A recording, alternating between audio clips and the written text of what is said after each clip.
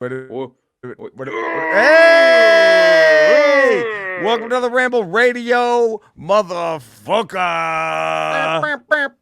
Ramble Radio. You ready for this one? Video. Wait. Okay. Don't All right. Hey. don't forget our sponsor Hey. video. Hey, our sponsors, Video. Them and Hemp Vita.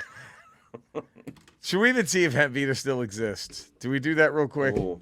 Yeah, look it up. Do I just want to know. Oh, no. That's Andrea. Calling. Do I take calling? this? Let me do it. I'll be right back. Hold on. This is business. Hello. Yeah, that's business. Hi, honey. You were on today's Ramble Radio. Yeah. Is everything okay? It's Why? Well, when it's you calling, I answer because it's usually phone sex. This is the time of the day when you want to have phone sex and you're rabid about it. Well, I guess it'll be part of. Hold on. Let me put you on speaker. All right. Let me call you back in just a little bit. All right. Love you. Bye. Jesus. Dude, Guess she's who's call over somebody there? else. She's going to call somebody over there. He's Of already course. there. He's already it's your there. It's your three-way phone sesh, boink. Right. And that she's just talked me into. I hate it, Eddie. Now, do you participate? Do you talk, or you just have to watch? I'm just a very like, Yep. Okay. I just mail it in. Yeah. Can you roll her over? Rock hard. Rock hard. Roll her over? Yeah. Okay. All right. Rock hard. Put it in there. Sure, put it in there. Yeah, why not? Hemp Vita still has a website. What a double whammy. Wow, that hurt. I was expecting them to not have a website, like no URL found sort of thing. That's what I was. Maybe look if anyone gives a shit, do we do the Hemp Vita challenge where you go to their website and go pay the Ramble podcast, and then maybe I'll buy one of your fucking tinctures. Pay the Ramble. Hashtag pay the Ramble. Hashtag pay the Ramble podcast. 3 years later. 3.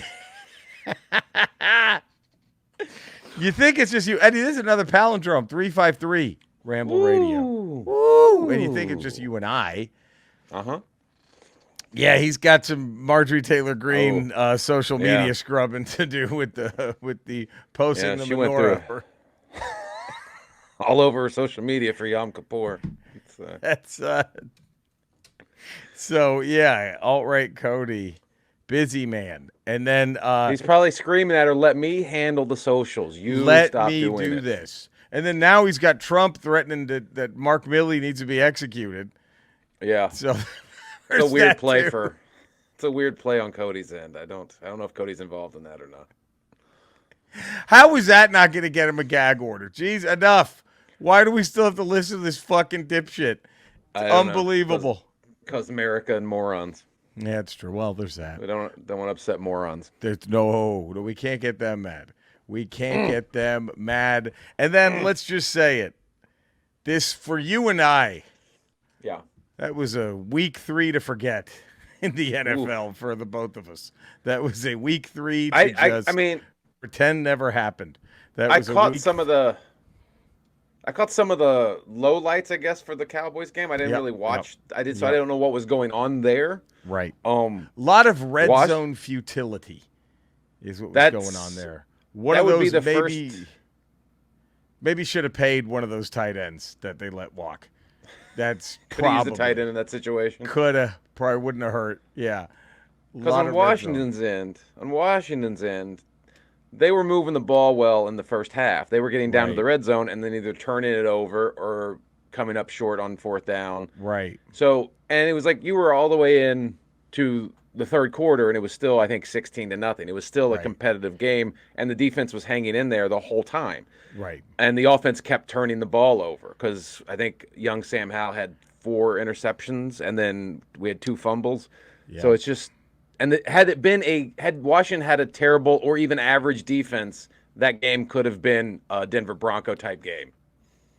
You really think they could have had 50 put on them had it been a bad defense?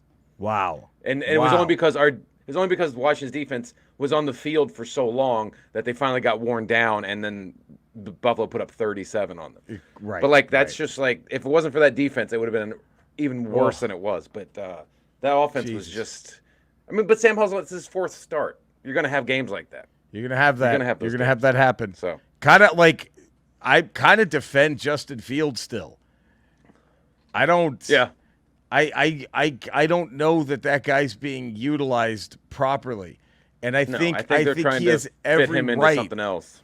And I think he has every right to call out the coaches for that. And he walked it back, and he was doing, and I know morons are going to be like, okay, look at these divas. Blah, blah, blah. It's go, fuck you. They're not using him right. He should say, it's like, dude, let's say you got signed. Let's say you did a spot at the Hollywood Improv, and the biggest talent agent, the biggest personal appearance booker saw you and was like, "Yep, come and sign with us, man. I'm gonna be your guy." And okay, shit, you know what I mean? Like we have this plan. Soon you'll be doing theaters, and then your first show, he sets you aside and goes, "Be a mime." Is that okay? Or, just go ahead and be a mime. Here's a puppet. Do that Jeff Dunham thing. Yeah, do that Dunham shit. Here, go. Have fun. And you're like, this isn't who the fuck I am. No, you signed me for this reason, and now you're making me do this? Now you're making me do this. And so I have all the sympathy in the world for Justin Fields right now. Yeah. I mean, look, they got fucking rolled. However, ain't nobody. Here's the thing. I don't feel... This Cowboy loss sucks. I'm sure the Washington loss sucks, but we ain't the fucking Denver Broncos. Holy shit. It's so good watching Sean Payton just get his shit packed. It was amazing. Did you see? I mean, how many times do you think, okay, when they were down 20, right? Yeah. Do you think if he had it on him, would he have been just sitting there trying to open the matrix of leadership? Just like, goddamn. Open. Like, at what point was he like, okay, come on. Give me something here. That we're gonna tease tomorrow. Yeah, tomorrow. Our new look ramble. Yeah. We're going to have a segment called The Darkest Hour, where we are going to talk about a property, anything, fictional, non-fictional, its darkest moment. We could eat. Was that the Broncos? Was that their darkest hour? Is that rock bottom for the Broncos? Is that the moment where they're like... If there's any Denver Bronco fans who are listening, let us know. Ramble is at this your lowest theramblepod.com. Is this it? Is this where it all... Where you're like, because the Broncos are one of those organizations that have they've had their moments at the top of the mountain for sure. Yeah. But they've never been just awful. Abysmal. They've always been either great or sort of just like, okay, well, you're an average team. Maybe you won 4 games, it's 5 games, but you've never been somebody hung 70 on you. The Broncos usually save their embarrassment for a Super Bowl that they lose. Yeah. But at least they made it to a fucking Super Bowl. Right, that's what I'm saying. They've never been that. Ooh, it was just especially with such an arrogant asshole like Sean Payton on the sideline. Sean Payton is with his lips I'm Sean Payton. I fucking hate him so much. He's such a shithead. Did you see his post game? No. What was it? Some guy was like, given the historic nature of the... Yeah. What's the question? Well, what's the question? That's on him forever. He can never erase that 70 He's points. Never going to erase a 70 forever. He could win 5 more. He could win 5 Super Bowls. And he'll still be the guy that lost by 70. The second most... Please give up the second most points in the history of the game. To a Slipknot fan. Like, that's what he... No question that Washington coach, if you hung out with him back in his college days, absolutely. He's blaring Slipknot. And that's what you... Oh, man. I thought we were... During my stream last night, Eddie, shameless plug, Retro Rocha, the viewers and I started guessing biggest criminal in sports history, right? Oh. Because did you see that Dan Patrick interview I sent you? Yes. Did you see it? Yeah.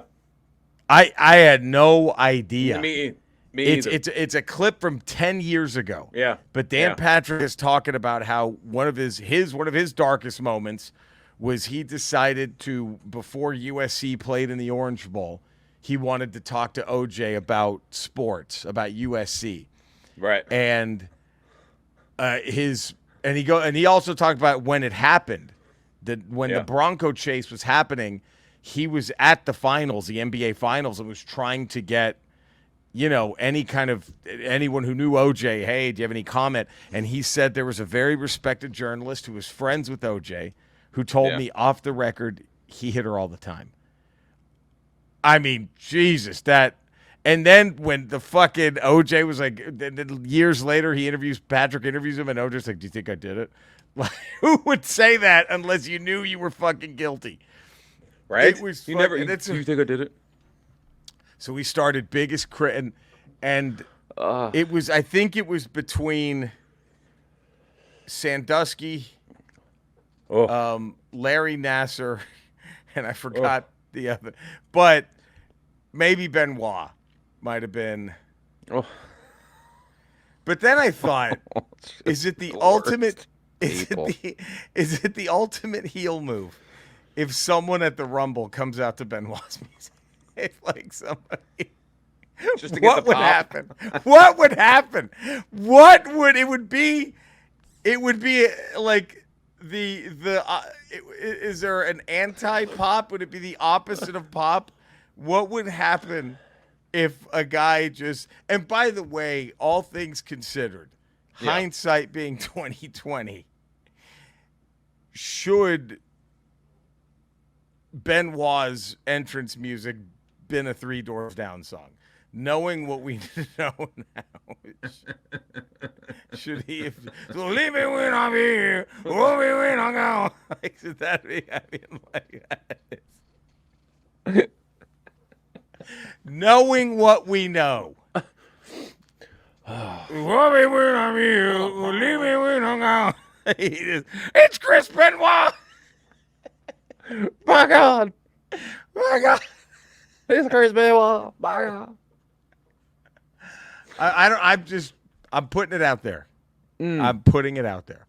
Well, it would be hilarious if someone in the tech booth just did it on a whim and didn't let anybody, like, you didn't let anyone know, and then the announcers had to cover that.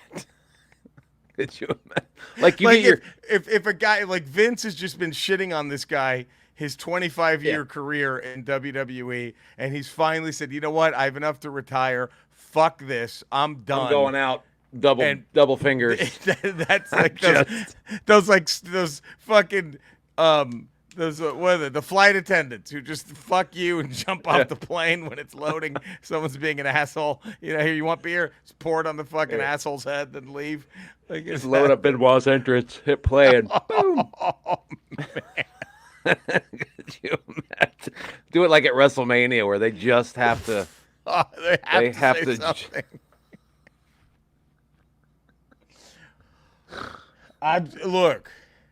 I mean, or play the interviews where they're all talking so nicely about Benoit after he passed. He's a great guy. I can't believe he's and then lock the van so no one can get it. McMahon's just sitting there on the knob, just trying to get. God damn it!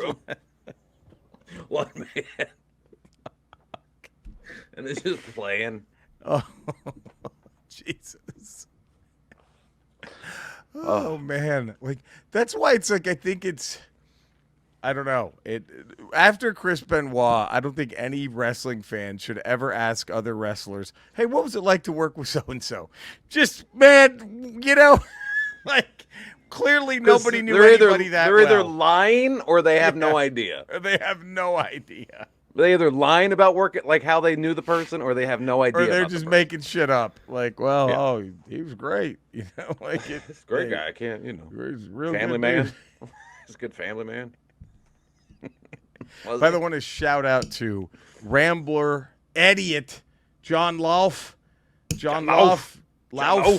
the AKA Drunk Eddie Stotts, who showed up to almost every one of my shows in St. Louis. It was awesome. Wow.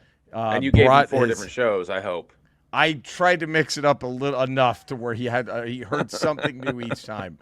And he brought his girlfriend. She was awesome. He brought his son. Nice. He was his son rocking an Idiot shirt.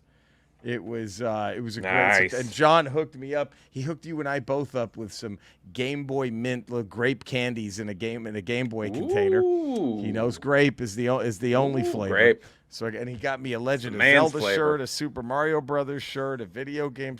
Look at you. It was like Christmas for you, man. It was like Christmas. It was fucking great. So thank you, John, for a great time and saying, I'm still here. My flight leaves late.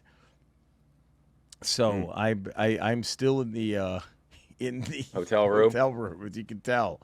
Still in the fucking hotel room.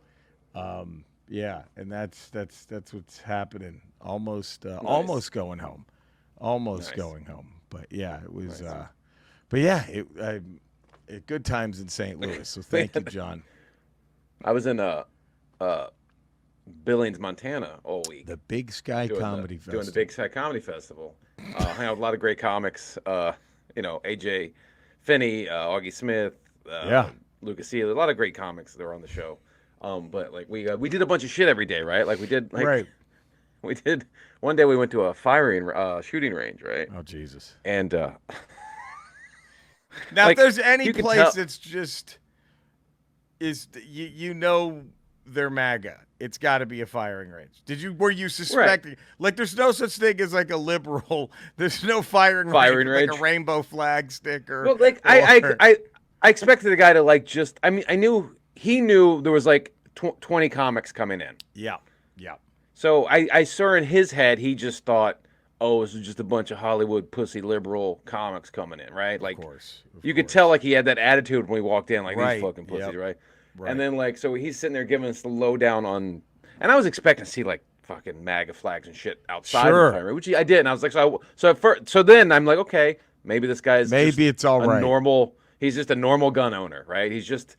I love America. I love my Second Amendment rights, but I'm not an asshole about it. Right, not an asshole. But I love my guns. That's it. I love my guns, and sure, that's your right as an American to love your guns. Fine. I love my guns, but I don't think everybody should just be able to go grab one. Right. I think we should have some sort of fucking guardrails on society.